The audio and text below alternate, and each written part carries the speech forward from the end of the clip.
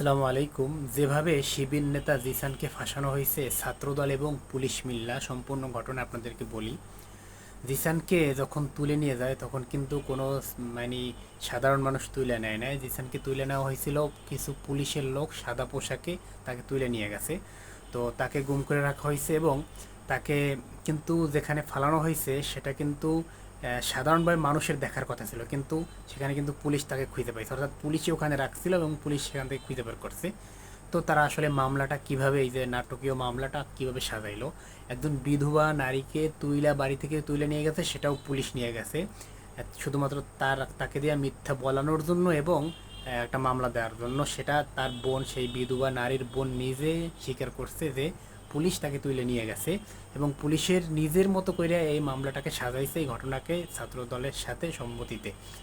এরপরে তার বিরুদ্ধে এইসব মামলা, এইসব অপরাধের মানে তথ্যগুলো তারা নিজেরা বানাইছে এবং নিজেরা লিখছে, স্ক্রিপ্ট লেখা তার বিরুদ্ধে এগুলো দাঁড় করাইছে।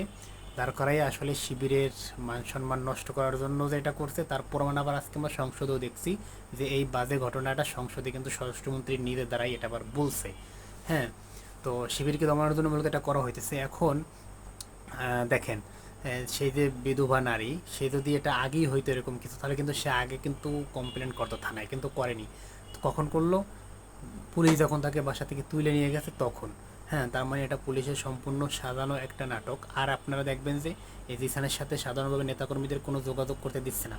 হ্যাঁ, তারা তাদের মতো করে বক্তব্য দিচ্ছে, পুলিশ মিডিয়ার সামনে এসে বলতেছে যে সে এই করছে, কিন্তু এর কোনো প্রমাণ তারা দিতেছে না। এবং সে ভুক্তভোগী নারী, যে সেই নারীর কোনো ভিডিও কিংবা কোনো তার মুখের কথা আপনারা শোনেন নাই, কারণ সে এরকম কিছু বলেই না। তাকে জোর কইরা বাসা থেকে তুলে নিয়ে তারপরে এই সমস্ত কথাবার্তা, এই সমস্ত মামলা তার বিরুদ্ধে, এই যে এইগুলো দোষারোপগুলো করা হয়েছে, সেগুলো সব পুলিশের জোর জোর জবরদস্তি এবং ছাত্র দলের।